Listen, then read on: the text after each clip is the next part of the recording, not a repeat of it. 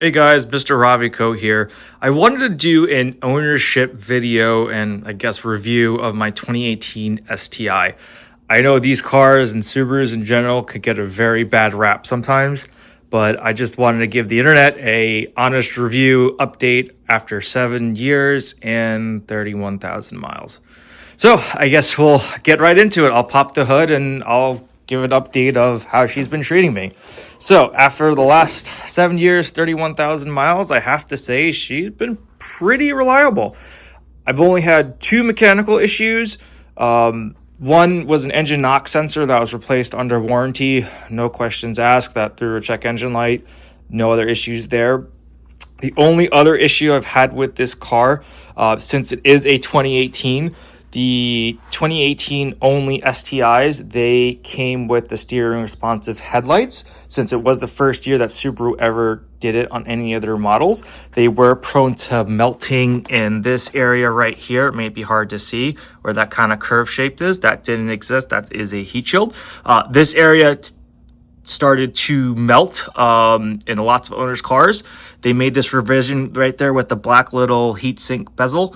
And the revisions were from 2019 to 2021, and these headlights were replaced under warranty.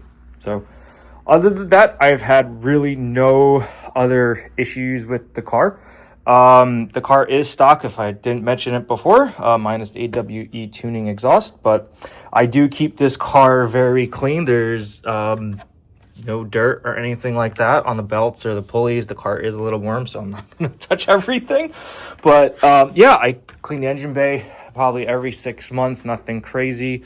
And I do all the required maintenance. So personally, I change the engine oil in this car every 6 months or 3,000 miles. I don't hit 3,000 miles anymore since I work from home.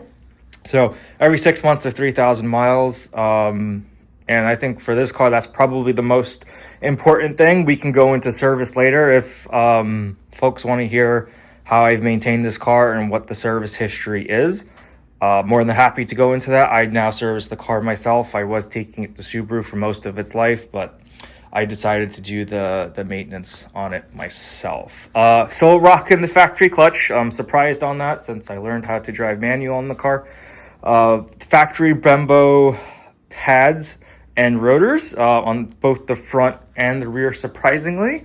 I know the car is low mileage, but I actually learned how to drive manual in this car, so I'm surprised it made it to 7 years on the factory clutch. And I do a good amount of engine braking. I took the wheels off, took the slide pins and the center bolt off, and the pads still have plenty of meat on them, so no real point in changing them, not having any other issues. Generally speaking, these cars get a bad rap. There are countless internet videos, forums, Facebook, or how crappy these cars are and how unreliable they are. Generally speaking, I would say they are reliable. If you take care of it, you maintain it, it'll take care of you. Lots of folks mod these cars because they want extra power, rightfully so. This car just keeps asking for more and more. Definitely understand why folks like to mod it. But you got to take care of the car. If you are modding it, do proper modifications and make sure that you got the right parts for the right job. Whether you're doing 300 wheel horsepower or 1,000 wheel horsepower, you have to have the right modifications and the right tuning on the car. So that is definitely a requirement. I would say in majority of cases why these cars blow up is they're misused, they're abused, they're not maintained. A lot of folks will start modding their cars before they maintain it. That's a big no-no. Generally speaking, for me and my service history, I've gone by the book for the most part, but fluid changes I do early. I haven't done cooling after 7 years, but I'm going to do that this year and replace the battery prematurely.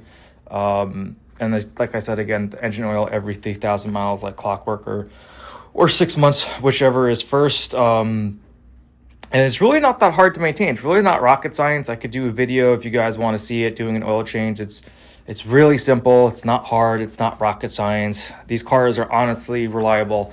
I've seen a lot of examples with over 300,000 miles, and it's really not that hard to get to that mileage. Obviously, some are better than others, but you know, it's definitely possible to have these cars and for them to perform long term. I do use this as my dad car, so I do have 2 child seats in the back. Is it the greatest? No, but it's definitely doable as a dad car. Has plenty of trunk space. I'm not going to open the trunk right now and the garage door since it's really windy out. I guess one other mod I forgot was, if you can see that giant 9 or 10-inch tablet there on the screen, that is an iDoing head unit. I can go into a review later if you wish to see that. Other than that, the car is pretty stock. Again, I can't reiterate how awesome this car is. It just, with the Subaru Rumble and the AWE tuning exhaust, it just brings out the rumble and the sound that I've always wanted since I heard a 2004 STi on the street. So if there are any prospective buyers here, since these cars are out of production, the EJ died with this car in 2021, so now you can always get these on the used market. But yeah, these cars are super reliable. They're actually very easy to maintain. As long as you have some basic mechanical knowledge, you could probably do majority of the maintenance yourself. I know it looks really scary since there's a lot of hoses everywhere, but it's actually very simple. You know, here's your radiator cap, coolant overflow, washer fluid, engine oil dipstick, engine oil cap, obviously your battery, fuse box. Apologize for the poor lighting.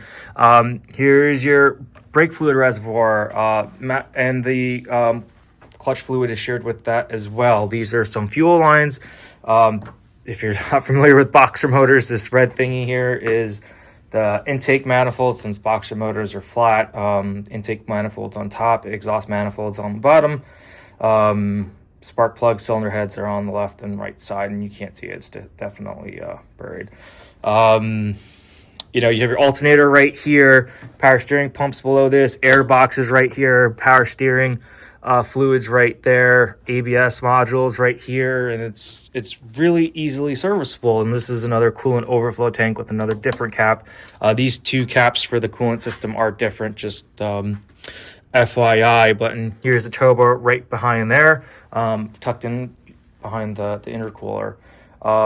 You can't really see the transmission from here, and I don't have the whole lighting set up yet, but it does have a fill plug and it has a drain plug, so not entirely terrible. And same thing with the front differential and the rear diff. So these cars are definitely easy to maintain, as long as you have a little bit of money to do it. It's not that expensive unless you're really willing to mod. And these cars are just genuinely a joy to own and to drive. I did split it with the daily driver of my 09 Scion TC when I was commuting to work. Now I'm fortunate to work from home. These Brembo brakes are amazing, I would say. They definitely saved my life a few times when I used to work night shift and had deer pop out, but they're definitely more than sufficient and totally happy with it. If you guys are looking in the market for a used STi, definitely have the car look through. Definitely have a mechanic look at it if you're not sure yourself. Personally, if I was in the market for one, I would not go for a modified unless you're really good at mechanical work and know what you're looking for. Otherwise, I wouldn't really do that. So if you guys have any questions on what's it like from an ownership perspective on this car and how I've kept it reliable further, I can do that. I'm happy to go into how I've maintained my maintenance methodology and things like that. I do follow the book loosely, and I just bump up the service intervals. So let me know in the comments whether you want more videos, if you want more maintenance videos, you know, DIY videos and how to do an oil change. And if you're unsure how to get started on doing anything mechanical, I can review what tools I bought, what tools you should buy. How do you even jack up the car? How do you get it up in the air safely so it doesn't crush and kill you, right? Those are really important, obviously, if you're working on your car. And, you know, just the first step is the sacred oil change and going from there. So thanks for tuning in. Hope to talk to you soon.